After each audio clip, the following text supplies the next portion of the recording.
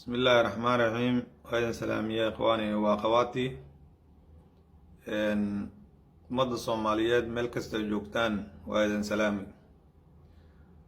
Sida ogtihiin xalay aniga ma aana seexanin.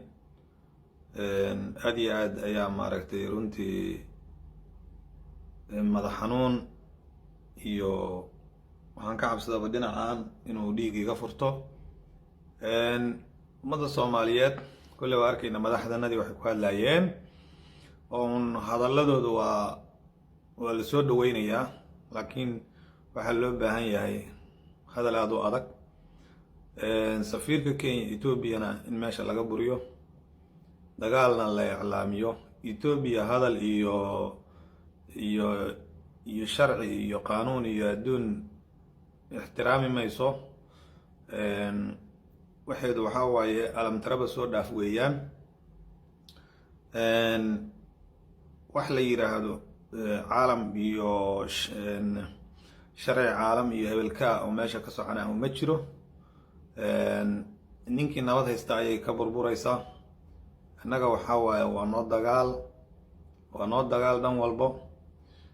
waxaan ku talinayaa dadkan aan Soomaalida ahayn oo iska soo gelaya dalkanaga oo Etoobiyaanka waa in laga hortagaa oo la iska ilaaliyaa oo sharci lagu qaadaa oo waxa ay wadanka u imaanayaan iyo waxa ay ka sameynayaan in la ogaado way.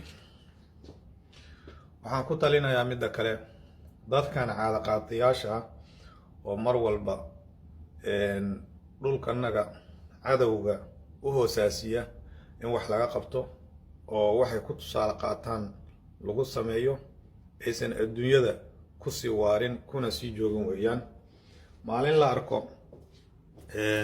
annagoo nool oo soo taagan in nin danaysta ah oo cadow u saxiixo dhulkanaga waa wax loo adkaysan kara maahan.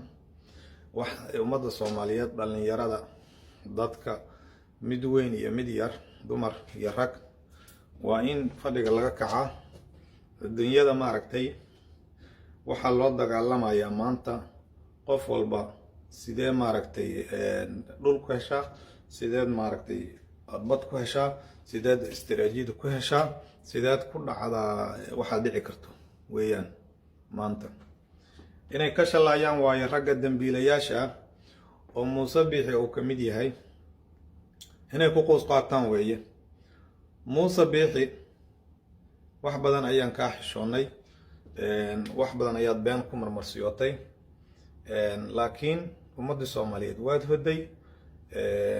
ummadii maaragtay dadkii shacabkii Somaliland godaad ku riday, nabadoodii iyo nidaamkoodii iyo wanaagoodii waa dumisay, sharaftoodii aad ku ciyaartay.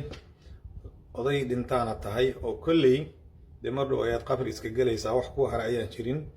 laakiin sumcad xumada, aakhira seega, qaatomo xumada, dullinimada, taariikhda madow ood gelisay dalkaaga iyo dadkaaga iyo ilmahaaga ayaa musiibo aan ka haraynin oo taariikh madow ah oo weligood daba socota kuna dabar jarayda weeyaan. waxaa waaye waa noo dagaal, diyaaraan u nahay, waa ka qayb qaadanaynaa, dalkanagana waa difaacaynaa. dhan walba dhiig, maskax, qalin, wax kasta ayaan ku difaacaynaa. ciidda Soomaaliya iska badaay inta xorta ah Soomaali galbeed aanan ka haraynin. Soomaali Great Soomaaliya ayaa soo noqonaysa. meeshaana waa la isku dhimanayaa. haddaan dhimanana jannaan gelaynaa iyo sharaf, haddaan noolnahana cizi iyo waxaan ku noolaanaynaa difaac iyo dadnimo ayaan ku noolaanaynaa.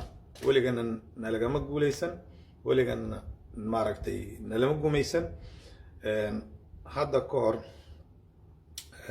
markaan dugsi sare dhiganayay Soomaaliya ayaan waxaan weydiiyey ninkii oo macalinkanagii Professor Tooxow khayr Allah siiya, hadduu nool yahana caafimaad aan rajeyna, hadduu dhintana Allah u naxariisto. ayuu wuxuu aan weydiiyey Ethiopia damaca ay naga leedahay. wuxuu ku jawaabay Ethiopia weligeed ma qabsan doonto Soomaaliya, mana haysan karto, sababtoo ah intaasoo kumanaano sano soo jirtay weligeedna buraha Soomaaliya dhaafin.